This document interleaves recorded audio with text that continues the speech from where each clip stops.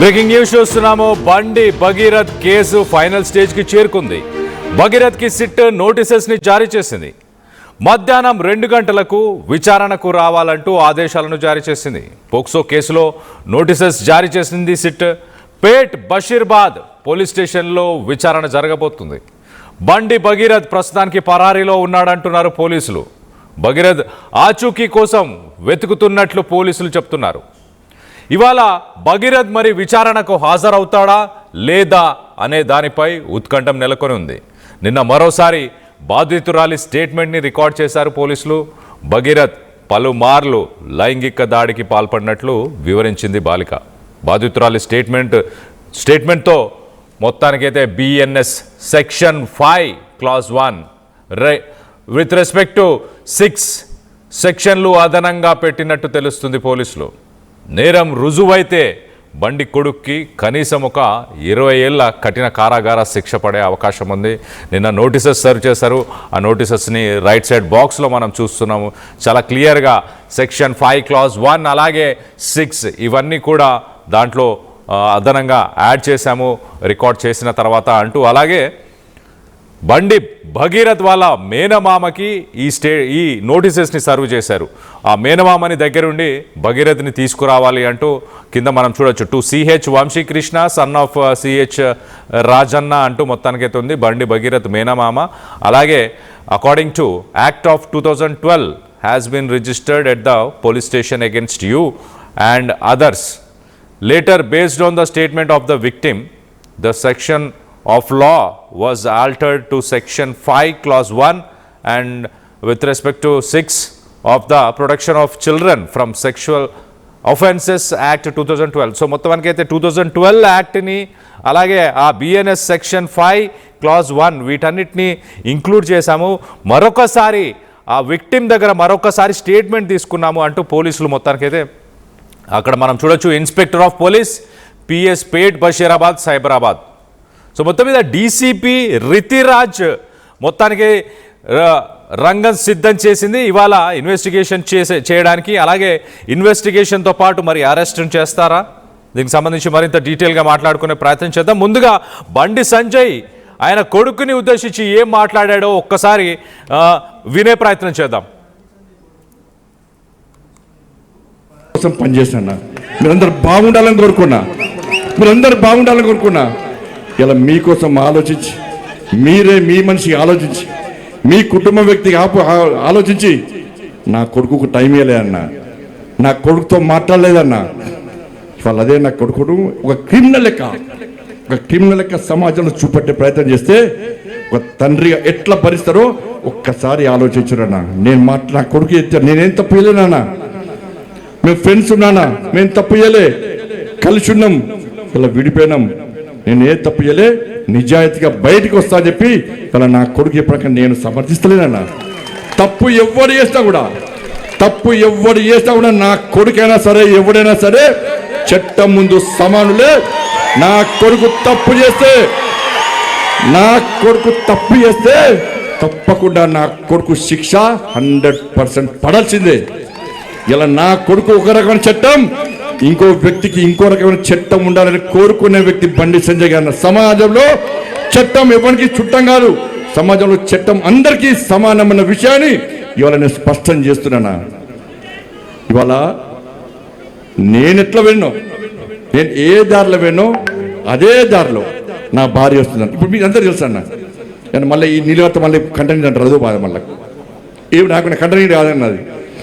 ఇవాళ నేను ఎట్లా పోతున్నాను మీకు మామూలుగా తెలుసు. నేను ఏ దారిలో పోతున్నానో నా భార్య కూడా నా దారిలో వస్తుందన్న. మీకు మా భార్య ఉద్యోగం చేస్తుంది బ్యాంకులో ఉద్యోగం చేస్తే నేను అడిగిన ఎందుకు లీవ్ పెట్టినామమ్మా అని అడిగిన. నేను బ్యాంకు పోతే నా బ్యాంకు కస్టమర్ కడుకోమని కలకత్తాలో బ్యాంక్ వస్తారు అన్నది. ఏదో సమస్య కోసం వస్తారు అన్న, అక్క వదిన ఇవాళ సంజయ్కి చెప్పన్నా, ఏదో పని చేస్తే బ్యాంకులు బాగా డిస్టర్బ్ అవుతుందని చెప్పి లాస్ట్కు లీవ్ పెట్టి ఇంట్లో కూర్చుందన్న. ఇలా కార్యకర్తలందరూ నాకంటే ఎక్కువ కోసం పనిచేసిన. ఇక్కడ హోం సహాయక మంత్రి బండి సంజయ్ చాలా క్లియర్గా నా కొడుకుతో కూడా మాట్లాడే టైం దొరకలేదు, టైము మీకే ఇస్తున్నా, మీకోసమే పని చేస్తున్నా అంటూ ఆయన మొదలుపెట్టాడు. సో చాలా క్లియర్, కొడుకుతో మాట్లాడలేదంటున్నావు. మరి బండి భగీరథ్ ఎక్కడున్నాడు? పరారీలో ఉన్నాడా, లేక అతన్ని ఎవరైనా దాచిపెట్టారా? అతనికి ఎవరు సపోర్ట్ చేస్తున్నారు? ఎక్కడున్నాడు బండి భగీరథ్? మేనమామకి నోటీసులు పంపించారు. మరో పక్కన తండ్రికి కాదు, తల్లికి కాదు, ఇంట్లో ఫ్యామిలీ మెంబర్స్ కాకుండా మేనమామ పేరు మీద నోటీసెస్ని సర్వ్ చేశారు. మేనమామ తీసుకురావాలంటూ. మరి మేనమామ దగ్గర బండి భగీరథ్ ప్రస్తుతానికి ఉన్నాడా? మరో పక్కన పోలీసులు ఏమంటున్నారు? పోలీసులు చాలా క్లియర్గా బండి భగీరథ్ని మేము అప్రోచ్ అవ్వాలి, పట్టుకోవాలని మేము ప్రయత్నిస్తున్నాము, ఆయన దొరకట్లేదు ప్రస్తుతానికి, కానీ ఖచ్చితంగా పట్టుకుంటామంటూ ఇటు డీసీపీ రితిరాజ్ మాట్లాడుకొస్తుంది. ఈయన బండి సంజయ్ హోం శాఖ మంత్రి, సహాయక మంత్రి బండి సంజయ్ ఏం చెప్తున్నారు? ఆయన ఏమంటున్నారు? చాలా క్లియర్గా, నా కొడుకుతో మాట్లాడే టైం కూడా దొరకలేదు, నేను మీకోసమే పనిచేస్తున్నాను, మీకు టైం ఇవ్వడానికే ఉన్నాను, నా వైఫ్ కూడా బ్యాంకులో ఉద్యోగాన్ని మానేసింది, ఎందుకు అక్కడికి వెళ్ళి అన్న బండి సంజయ్ అన్నకి ఇది చెప్పండి అది చెప్పండి అని నా మిస్సెస్ దగ్గరికి, నా వైఫ్ దగ్గరికి వెళ్ళి ఇబ్బంది పెడుతున్నారు, కాబట్టి తను ఉద్యోగం కూడా మానేసింది, మేమంతా ప్రజాసేవ కోసమే ఉన్నాం, నా కొడుకుతో నేను మాట్లాడాను అని మళ్ళీ మొదటగా కొడుకుతో మాట్లాడడానికి కుదరలేదన్నాడు. దాని తర్వాత కొంచెంసేపు అయినాక నా కొడుకు ఏం చేయలేదని నాకు చెప్పాడు అని కూడా అన్నారు. ఒక్కసారి పీసీఆర్, ఒక్కసారి ఆ బండి సంజయ్ బయటను ఒక్కసారి ఫస్ట్ ఒక 30 సెకండ్స్ ఒక్కసారి ప్లే చేయరా? ఒక్కసారి చూడండి. మొదటగా మీరందరూ బాగుండాలని కోరుకున్నా, ఇలా మీకోసం ఆలోచించి, మీరే మీ మనిషి ఆలోచించి, మీ కుటుంబ వ్యక్తికి ఆలోచించి నా కొడుకుకు టైం ఇవ్వలే అన్నా, నా కొడుకుతో మాట్లాడలేదన్నా.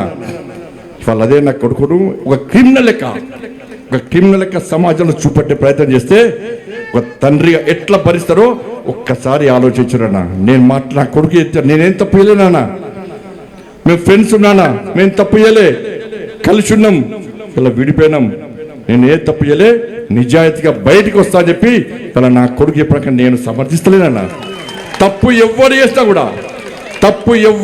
కూడా నా కొడుకైనా సరే ఎవడైనా సరే చట్టం ముందు సమానులే. నా కొడుకు తప్పు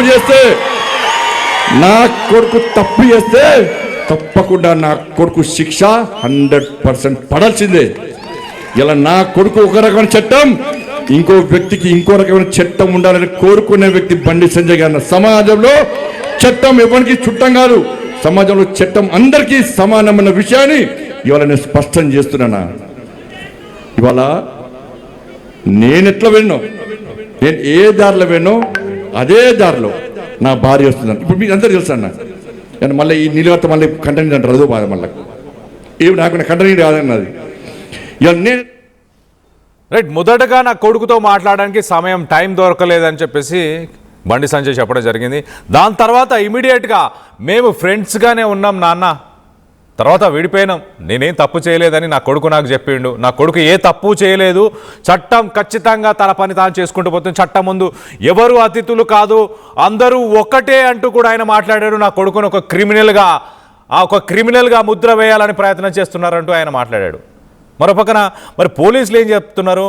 డీసీపీ ఒక్కసారి ఆయన మాట్లాడిన మాటలైతే కొంత కన్ఫ్యూజింగ్గా ఉన్నాయి. మొదటగా నా కొడుకుతో మాట్లాడడానికి నాకు సమయం దొరకలేదు అని అన్నారు. తర్వాత మేమిద్దరం ఫ్రెండ్స్గానే ఉన్నాం నాన్న, విడిపోయాము అని నా కొడుకు నాకు చెప్పాడు, ఏ తప్పు చేయలేదని చెప్పాడు అంటూ మాట్లాడారు. సో డీసీపీ పోలీసు వాళ్ళు మాత్రం బండి భగీరథ్ ఎక్కడున్నాడో మాకు అందుబాటులో లేడు, ఆయన వెతుకుతున్నాము, పట్టుకునే ప్రయత్నం చేస్తున్నాము అంటూ డీసీపీ చెప్తుంది. మరి తండ్రి దగ్గర లేడు, తండ్రితో టైం లేదంటున్నాడు.